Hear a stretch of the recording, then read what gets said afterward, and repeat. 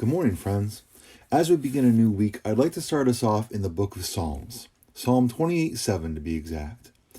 In yesterday's sermon, we talked about how God is the refuge in which we hide and the rock upon which we stand. And in this psalm, King David is going to build on that same idea, but use slightly different imagery. David writes, "The Lord is my strength and my shield. In him my heart trusts, and I am helped. My heart exults, and with my song I give thanks to him." If you read the whole psalm, Psalm 28, to see this in context, which I encourage you to do, we see that David is praising God for answering his prayer, and so he calls the Lord his strength and his shield. And the images of shield and strength are incredibly powerful, especially coming from a man of battle.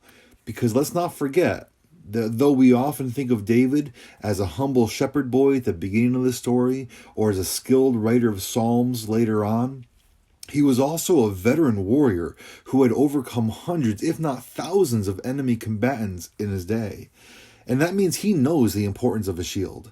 He knows the strength it requires to fight a sustained battle, to defeat one enemy soldier only to be faced with the next and the next and the next. And I can't help but wonder, in that kind of sustained close quarters combat, how many men actually died not because they lacked the skill to fight or they lacked the courage to fight, but they eventually just got overwhelmed because their shield failed them or their strength simply gave out due to exhaustion. And then I wonder, do you ever feel that way in your life? Just in a general sense, you get through one difficult situation, then without any chance to rest or take a breath or recover, the next thing is coming at you, and another thing is coming at you, and then after a while, you're just tired. You're not sure if you can deal with one more thing, and honestly, you're not sure if you want to deal with one more thing.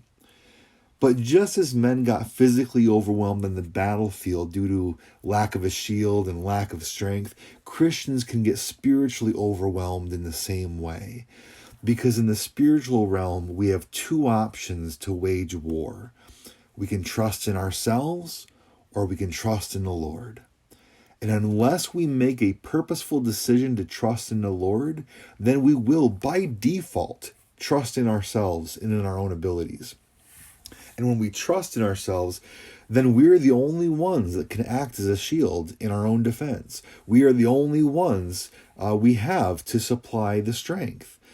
And so often we can end up waging spiritual war in that way and not even realize that we've actually stopped relying on the Lord, not because we don't believe in him anymore or that we've lost our faith completely, but we just don't realize that we've switched from actively trusting in the Lord to then just by default relying on our own strength, our own power, our own abilities, our own logic, our own wisdom, and all of that.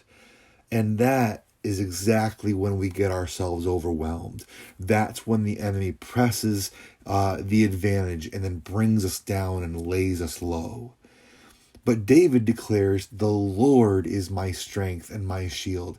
My heart trusts in him, and I am helped." Now, I'm sure at some point you've heard the saying, "The Lord helps those who help themselves." That saying has actually been around for so long, it's so widely known that there's lots of people who think it comes from the Bible, that it's actually a Bible verse. But don't you believe it? You will not find that in the Bible, because it is actually the exact opposite of what the Bible teaches. Because David here doesn't write, "I did everything I could in my power, then the Lord jumped in and helped me out." No, he writes, "In him my heart trusts, and I am helped." Now, that doesn't mean that we sit on our backsides and just wait for God to take care of everything while we do nothing at all. Far from it. God has prepared good things for us to do, good works for us to do, so we best be active in doing them. But the point is that if we try to do those good works, or literally anything else, merely in our own power, using our own ability to shield ourselves, our own strength to fight the fight, then we will be overwhelmed. But if you trust in the Lord and resolutely conclude, "Lord, you are my strength, you are my shield," that is when you will have all the help you need to do what God has tasked you with doing. And sometimes what he's tasked us with doing is simply living a life of joy that honors the Lord God. And that's just what David points to when he goes on by writing, my heart exalts, which means, to paraphrase, my heart is joyful, my heart is rejoicing even, my heart is triumphant. Think to yourself, do you want a triumphant heart? I bet you do. David writes, my heart exalts, and with my song I give thanks to him.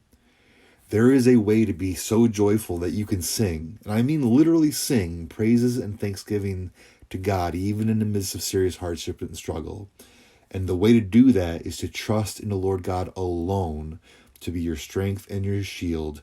And you have to do it moment by moment because we default to trusting in ourselves so easily.